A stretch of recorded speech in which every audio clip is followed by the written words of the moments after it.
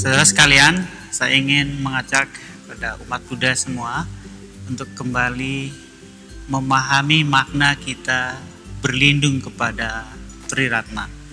Kita harus jujur bahwa dalam hidup ini kita butuh perlindungan, supaya kita ini ada kepastian bahwa dalam hidup ini kita nyaman, bahwa dalam hidup ini kita bisa transformasi, dalam hidup ini ada perubahan nyata, sehingga ada kepastian setelah meninggal kita kemana, atau bahkan ketika sekarang kita hidup, kita tahu apa yang harus dilakukan supaya kita bahagia.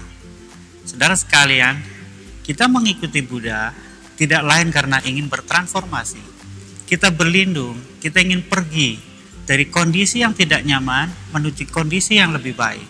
Dari kondisi yang penuh ketakutan, penuh kekhawatiran, kita menuju ke dalam kondisi batin yang lebih pasti, yang lebih bahagia. Dari kondisi pikiran yang dipenuhi pandangan keliru tentang hidup, tentang kematian, tentang perbuatan.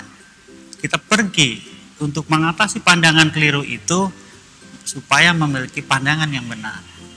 Dan kita mengikuti Buddha, pergi ikut Sang Buddha, berlindung pada Sang Buddha, supaya kita bisa seperti beliau mengatasi kekotoran batin, supaya kita nggak dipenuhi dengan kebencian, keserakahan, kebodohan.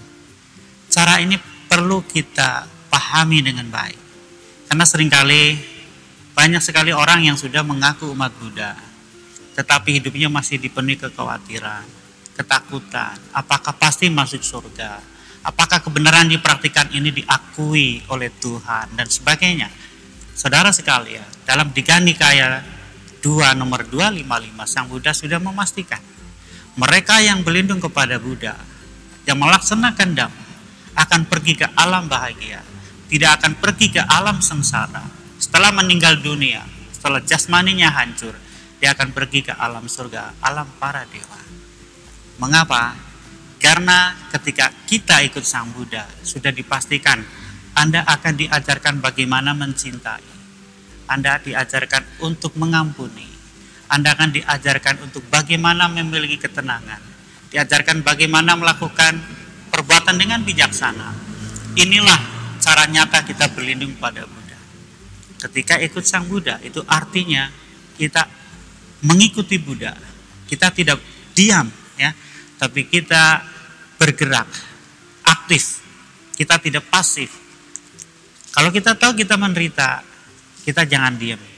Kita harus melakukan kebaikan. Kita harus melakukan kebajikan. Praktekkan Dhamma. Nah, jadi saudara sekalian, saya percaya semakin kita ngerti Dhamma, semakin ngerti Sang Buddha, kita semakin yakin bahwa kita di jalan yang benar. Kita tidak salah. Inilah yang dimaksud dengan berlindung pada Buddha, kepada Dhamma, kepada Sangha. Semoga Anda semua berbahagia dan selalu mendapatkan perlindungan dari saat ke saat.